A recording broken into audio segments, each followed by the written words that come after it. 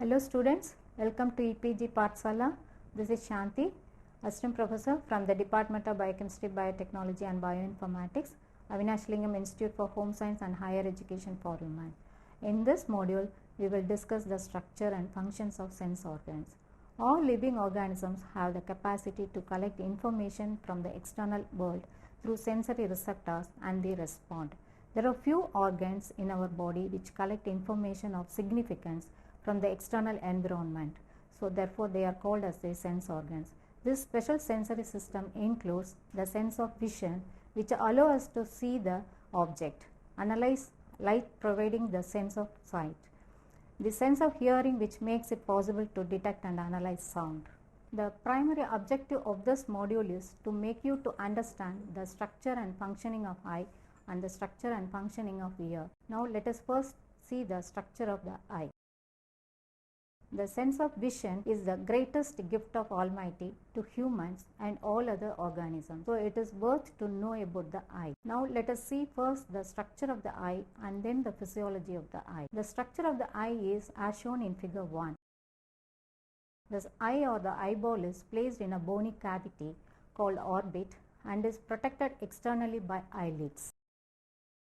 The eyelids or mobile tissue contains in front of the eyeball. It acts as a shutter protecting the eyes from injuries and excessive light. A thin membrane called conjunctiva line the eyelid. Eyelashes or the short curved hair present on the eyelid margin that also protect the eye. If you see the structure of the eyeball, it consists of 3 layers: the outer fibrous, middle vascular and the innermost nervous coat. The outer fibrous coat is a non-vascular layer and protects the eyeball.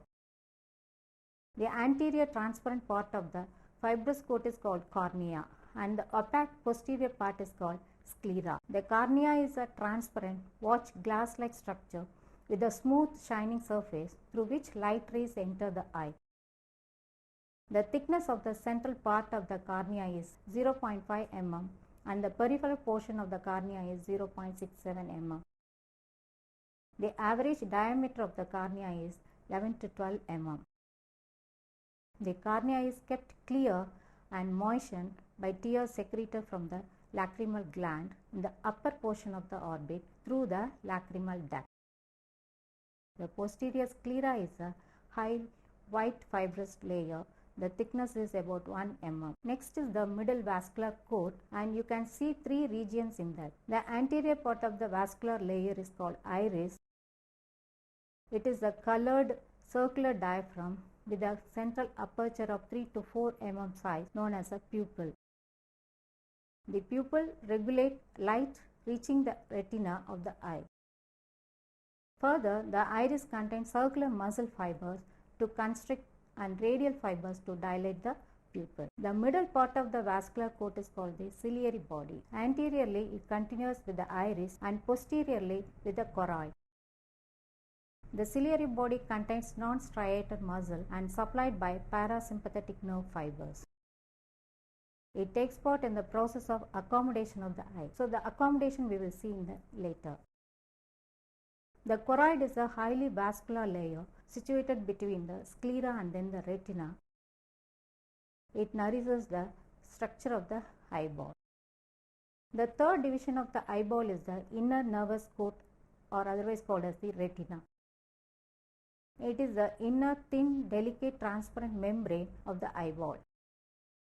The visual function is only by the retina, which contains rods and cones, the visual receptors. They have 4 types of neurons, namely bipolar cells, ganglion cells, horizontal cells and amacrine cells as shown in figure 2. The rods and cones attach with bipolar cells, then with ganglionic cells. The axon of the ganglion cells leave the eye as the optic nerve which transmits electrical impulse from the retina to the brain. The brain interprets this as a visual image. Then there are 2 types of cells. The horizontal cells connect the receptor cells. The amacrine cells connect the ganglion cells to one another. Rods detect brightness whereas the cones detect the color of the object. So the macula is the part located in the center of the retina and is highly sensitive. It is responsible for reading. The center of the macula is called fovea. It contains only cones and no rods. It produces the sharpest vision with the greatest color discrimination. The interior of the eyeball consists of the anterior chamber containing aqueous humor and the posterior vitreous chamber. In between is the lens. The anterior aqueous chamber is the space between the cornea and the iris, and it is filled with a clear liquid called aqueous humor that nourishes the cornea and then the lens. The lens is a transparent convex crystalline structure placed between the iris and then the vitreous. The lens is elastic in nature and its power changes with the accommodations. The elasticity of the lens decreases with age.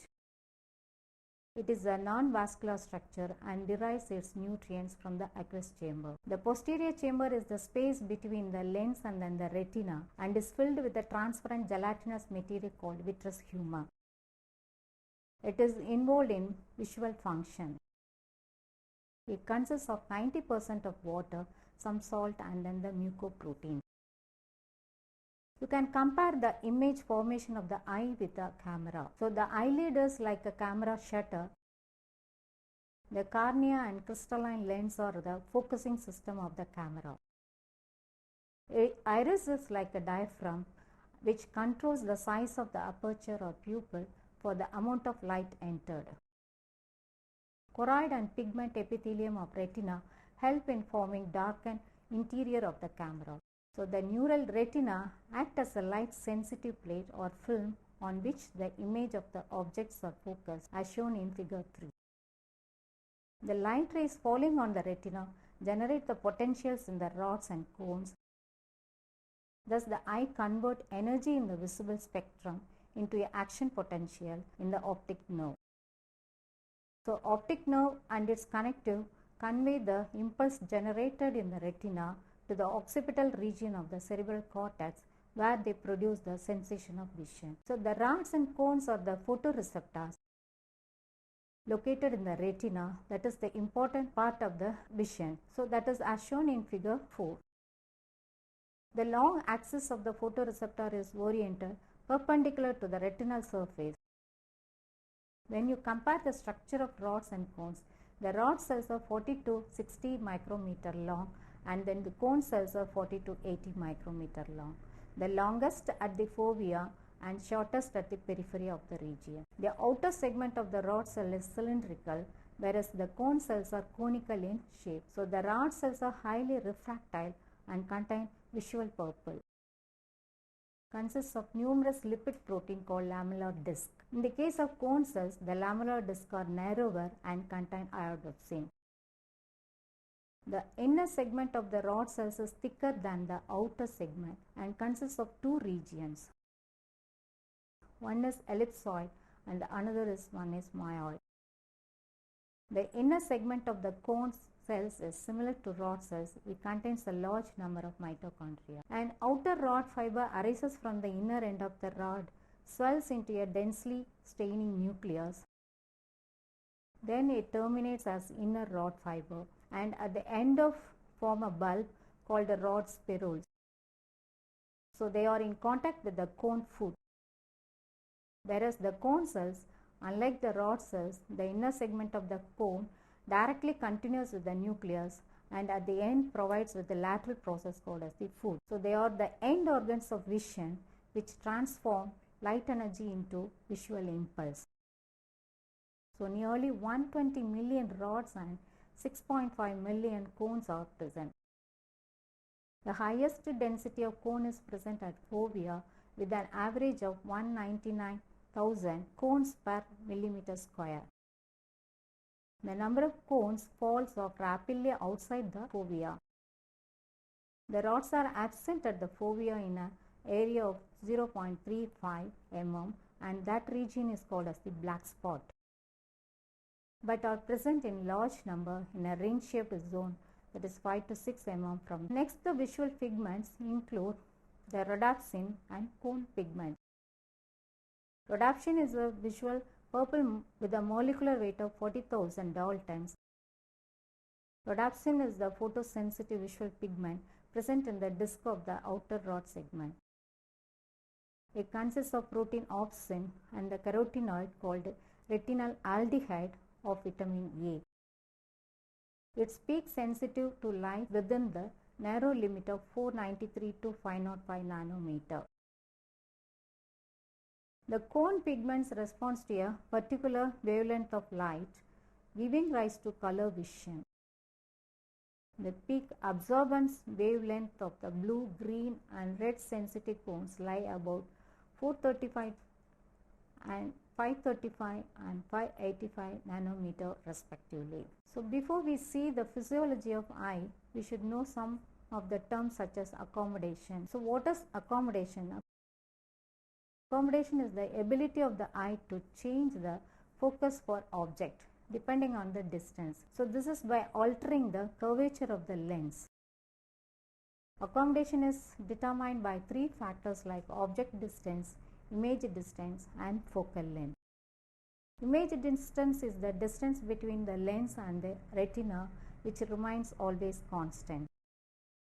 The object distance is the distance of the object from the lens and the focal length. It has to be changed according to the distance of the object from the eye.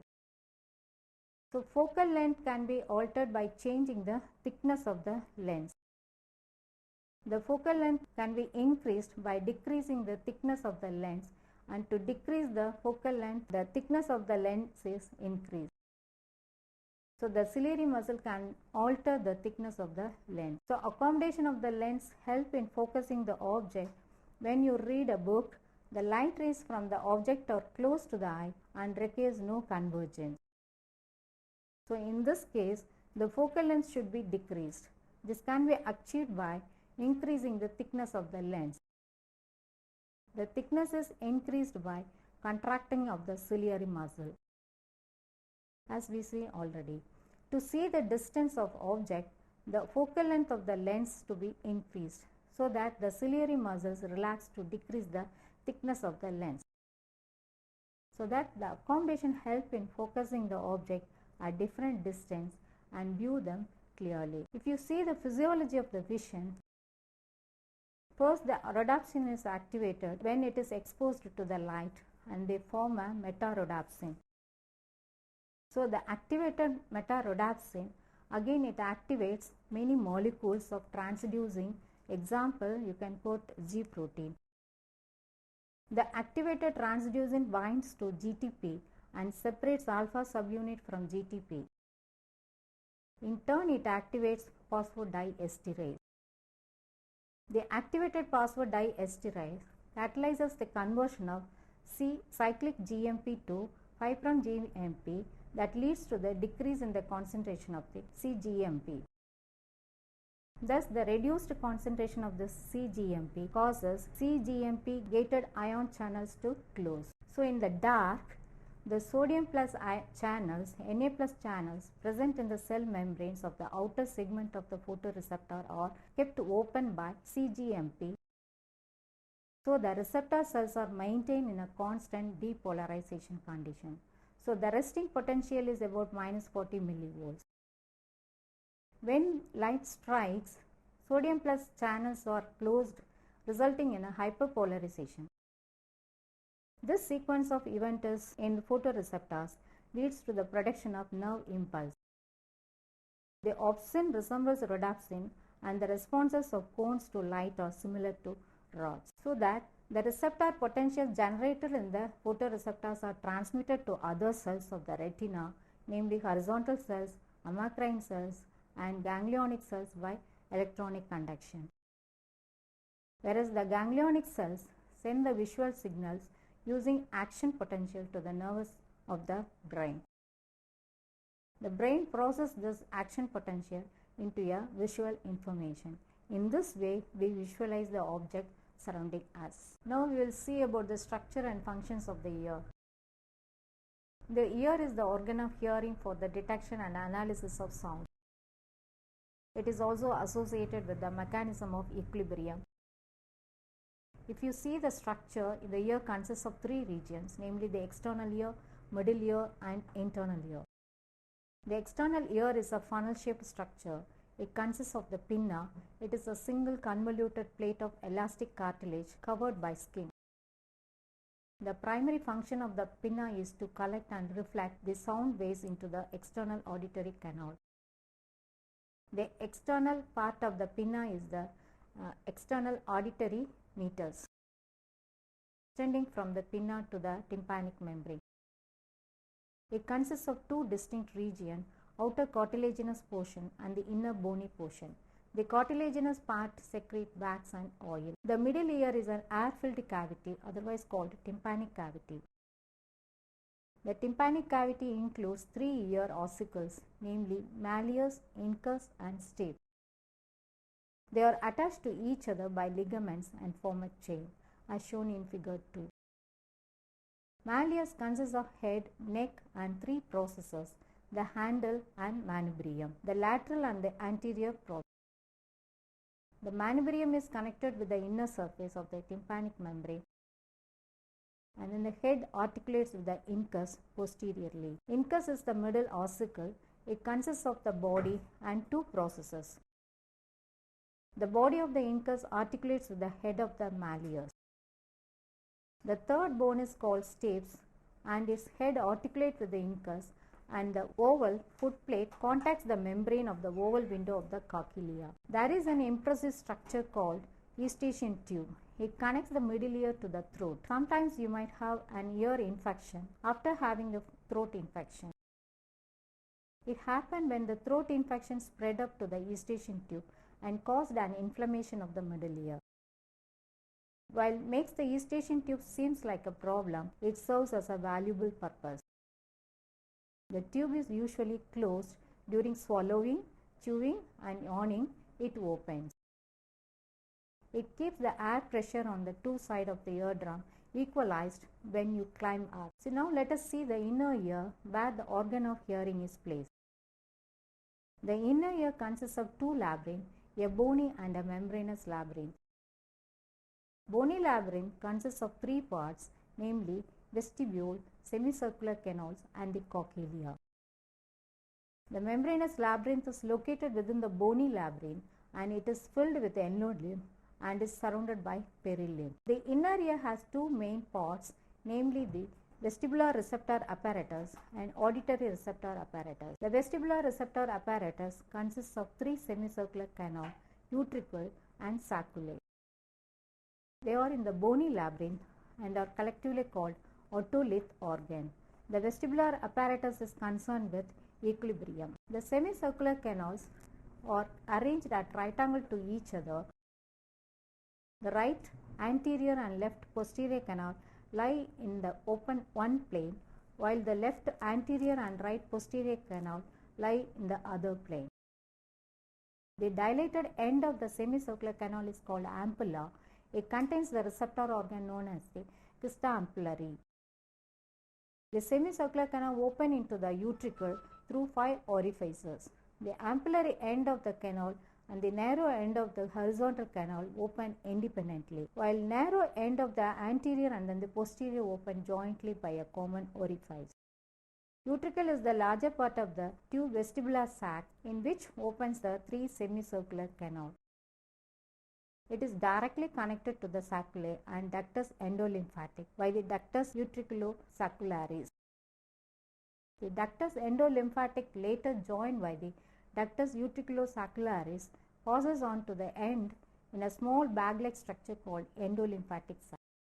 And then the sacculae is the globular sac which is connected to utricle indirectly through the ductus utriculosacularis and cochlea via ductus reunion. The receptor cells in the vestibular system are with hair cells which are mechanoreceptors. The change in the activity of the hair cells are conveyed to the central nervous system by afferent fibers which form the vestibular part of the 8 cranial nerves. The second part of the inner ear is the auditory receptor apparatus. It is formed by the duct of the cochlea which lies within the bony cochlea. The cochlear region of the labyrinth is a coiled tube of 35 mm long. Two membranes called the basilar and resinous membrane divide the bony cochlea into three compartments, namely the upper scala vestibula and the middle scala media and the lower scala tympani.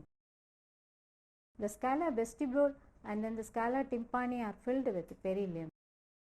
The base of the cochlea is the scala vestibule, ends in the oval window, which is closed by the footplate of the stage. The scala tympani is ended at a round window, which is closed by the flexible secondary tympanic membrane.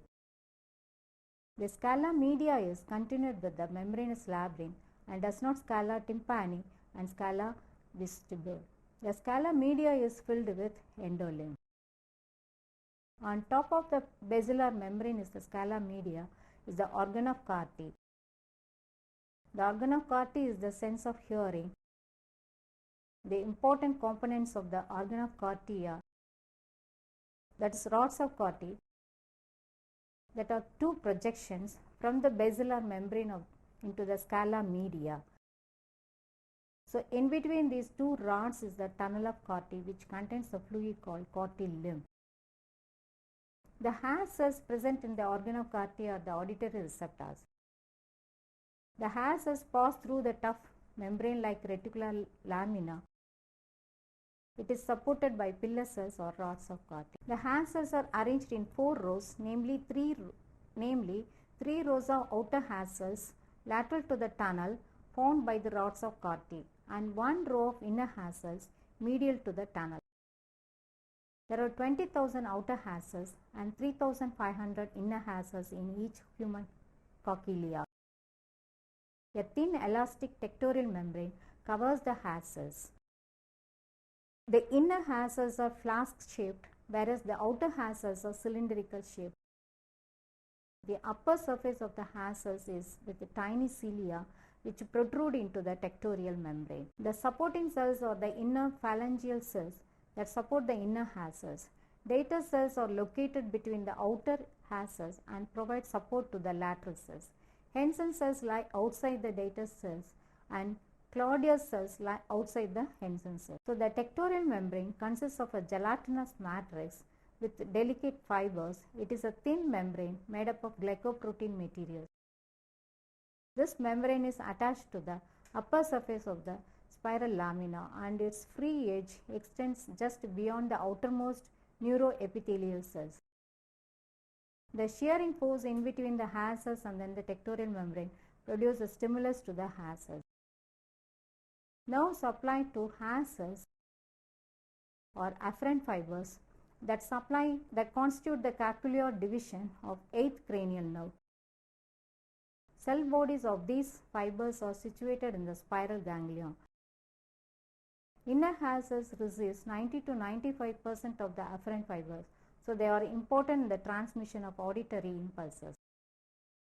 Outer hair cells receive only 5 to 10% of the afferent fibers. When the sound waves strike the tympanic membrane, it vibrates. This vibration causes the vibration of 3 ossicles, malleus, incus and stapes of the middle ear. As more force is required to cause vibration of the perilymph of the inner ear, the mechanical force of vibration is amplified to about 20-fold as it passes through the tympanic membrane, through the ossicles and to the oval window. The cochlea transduces the vibration and transmitted to the perilymph via the ossicular chain into the nerve impulse, which is then taken to the brain where it is perceived as sound. To summarize, the sense of vision is through eye. The eye is protected externally by eyelid and eyelashes. The eyeball is placed in a bony cavity which consists of 3 layers: the outer fibrous coat, middle vascular and the inner retina. The interior of the eyeball consists of 2 chambers. Between is the lens and its power changes with accommodation. The cornea and the lens are the focusing system. Iris controls the amount of light. The rods and cones in the retina contain visual pigments and they are called photoreceptors. They produce nerve impulse and that is transmitted to the brain and where the brain processes it. So now let's see this, summarize the ear. The external ear consists of visual pinna and the auditory canal. The main object is the conduction of the air, which means it captures sound waves. Then the sound waves passing through the external ear strike the tympanic membrane or the eardrum. The vibrating tympanic membrane causes the ossicles of the middle ear to vibrate. Therefore, the function of the middle ear is the transfer of sound waves and pushing against the oval window. The internal ear consists of the bony labyrinth, which is a bony fluid-filled structure, and it has cochlea, vestibule, and the semicircular canals. The cochlea contains the organ of Carty, where the mechanical sound waves are converted into electrical signals. Tiny hair-like receptors that produce nerve impulse that are carried through the cochlear nerve to the brain. Therefore, the function of the internal ear is to carry the sensory neural conduction, which is the conduction of sound through the nerve impulses. The vestibule is the space between the cochlea and semicircular canal. The semicircular canals are the three fluid-filled structures, and they are positioned at right angles to each other, and that helps you to balance. Hope you understood the structure and functioning of the sense organs of ear and eye.